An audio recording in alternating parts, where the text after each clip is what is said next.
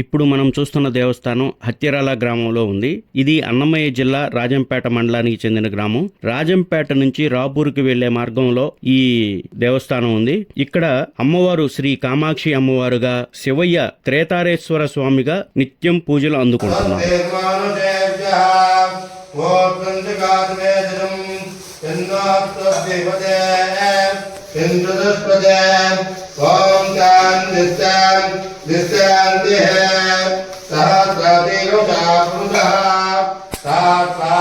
ఇక హత్యరాల స్థల పురాణం తీసుకుంటే, సత్యయుగంలో పరశురాముడి తండ్రి జమదగ్ని యొక్క ఆజ్ఞ మేరకు తల్లి శిరస్సును ఖండించగా ఆ రక్తం వలన సంక్రమించిన పాపంతో పరశురాముడు గొడ్డలి అస్తానికి అంటుకుని రాలలేదు. శివుని ఆజ్ఞ మేరకు హత్యరాల చేరుకొని ఇక్కడ బహుదా నదిలో స్నానమాచరించగానే తల్లి హత్య మహాపాపాన్ని రాలిపోయింది కనుక పరశువు అంటే పరశురాముడి చేతికి అంటిన గొడ్డలి రాలి కింద పడిపోయింది. హత్యరాల అన్న పేరు వచ్చింది. అదే నేడు వాడుక భాషలో అత్తిరాలగా పిలువబడుతుంది. అత్తిరాల క్షేత్రం గురించి మహాభారతంలో కూడా చెప్పబడింది. కురుక్షేత్ర యుద్ధంలో జరిగిన రక్తపాతానికి తనే కారణం అంటూ విచారంలో ఉన్న ధర్మరాజుకు కర్తవ్యం బోధిస్తూ శ్రీ వ్యాస భగవానుడు పలికిన పలుకులలో అత్తిరాల ప్రస్తావన వచ్చింది.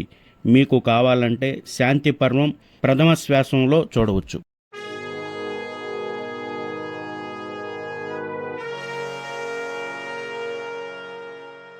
ఈ హత్యరాలలో శైవ క్షేత్రంతో పాటు విష్ణు క్షేత్రం కూడా ఉంది.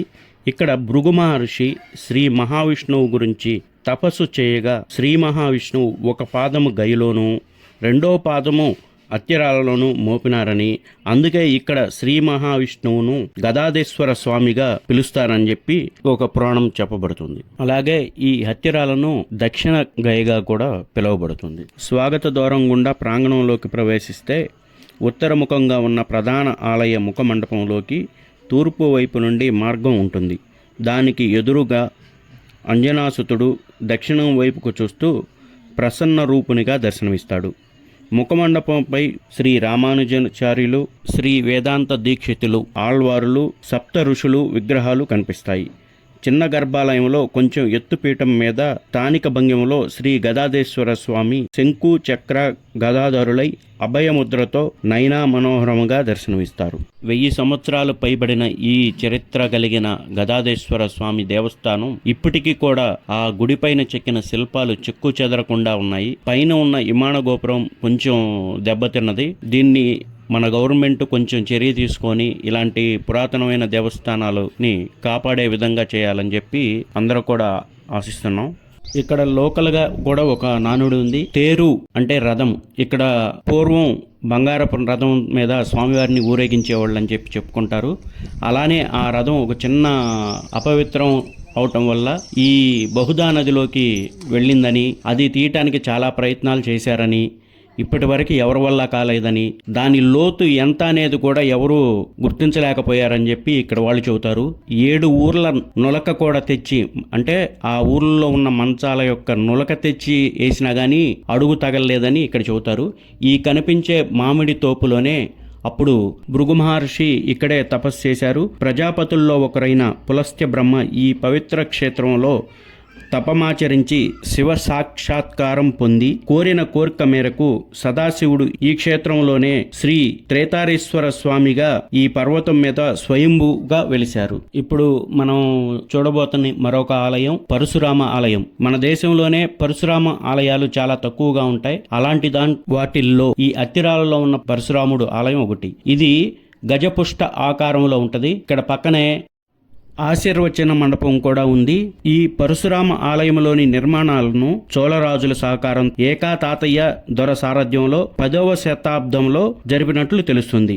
చోళులు, పాండ్యులు, శాతవాహనులు, కాకతీయులు, విజయనగర పాలకులు, కాయస్థ వంశం ఎంతో మంది రాజవంశీకులు ఈ క్షేత్రాన్ని అభివృద్ధి చేశారు. పరశురాములు వారిని ఇప్పటి వరకు మనం చూసిన ఫొటోస్లో తలపైన సిగ, చేతిలో గొడ్డలతో రౌద్ర రూపంతో కనిపిస్తారు. కానీ ఈ పరశురామ ఆలయంలో చాలా ప్రశాంతంగా నయనానందంగా దర్శనమిస్తూ ఉంటారు.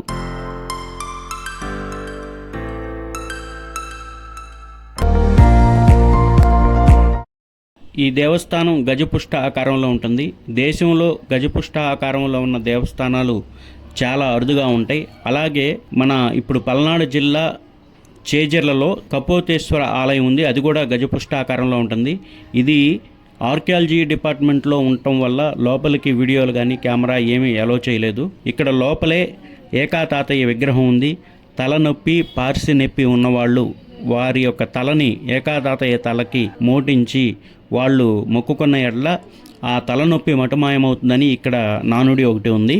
ఈ అత్తిరాల తేతారేశ్వర ఆలయంలో శివరాత్రి, కార్తీక మాస పర్వదినాలలో అశేషమైన భక్తజనం వచ్చి పూజలు చేస్తారు. ఇక్కడ ముఖ్యంగా చెప్పాలంటే శ్రీ తేతారేశ్వర స్వామి ఆలయంలో ఎత్తైన ప్రదేశంలో శివరాత్రి నాడు దీపారాధన చేయడం కోసం 15 అడుగుల ఎత్తుగల దీపపు స్తంభం ఉంది. శివరాత్రి రోజు, కార్తీక పౌర్ణమి రోజు ఇక్కడ దీపారాధన చేస్తారు. ఈ వెలుగు రాజంపేట పట్టణానికి కాకుండా సుదూరున ఉన్న ఎర్రగుంట్ల కూడా కనిపిస్తుందంటారు. ఈ వెలుగు చూసే వెంకటగిరి రాజులు ఒక్క పొద్దును వదిలిపెడతారు.